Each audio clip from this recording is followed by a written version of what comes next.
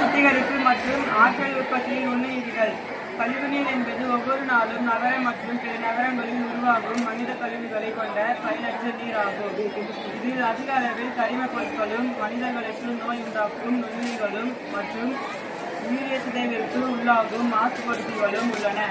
வீட்டு கழிவுகளில் 99% நீரும் தொடர்ந்து நிலை திடப்பொருட்கள் பிற கரையும் தன்மை கொண்ட கரிம மற்றும் கனிம பொருட்கள் போன்றவை 1% உள்ளன.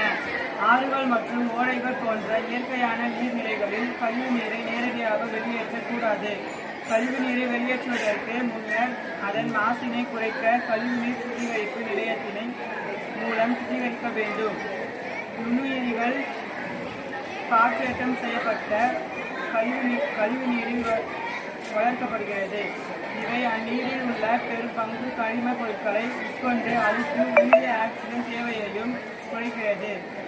நுண்ணுயிரிய எரிபொருள் கலர் இது பாக்டீரியாக்களை பயன்படுத்தி அதனிடையே இயற்கையான நடைபெறும் இடைவினைகளை ஒட்டுக்கோழியாக்கி மின்சாரம் பெறும் உயிரிய மின் வேதியியல் முறையாகும்.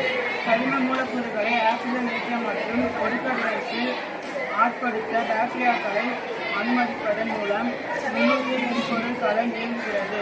அடிப்படையில் பாக்டீரியாக்களின் சுவாசமானது ஒரு பெரிய ஆக்சிஜனேற்ற ஒடுக்கவினை ஆகும்.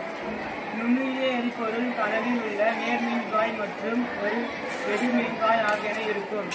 இவை எலக்ட்ரான்கள் செல்லும்போது புரோட்டான் பரிமாற்றம் மூலம் பிரிக்கப்படுகின்றன.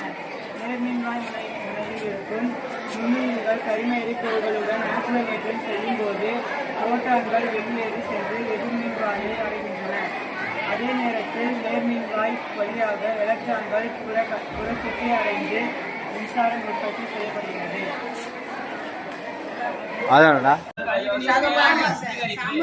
கழிவு நீரை மீண்டும் சுத்திகரித்து பயன்படுத்த முடியும். நீர் வீணாகாமல் மீண்டும் பயன்படுத்துதல். தொழிற்சாலையில் இருந்து வரும் உபரி நீர்களை மீண்டும் அவற்றை சுத்திகரித்து அதை தாவரங்கள்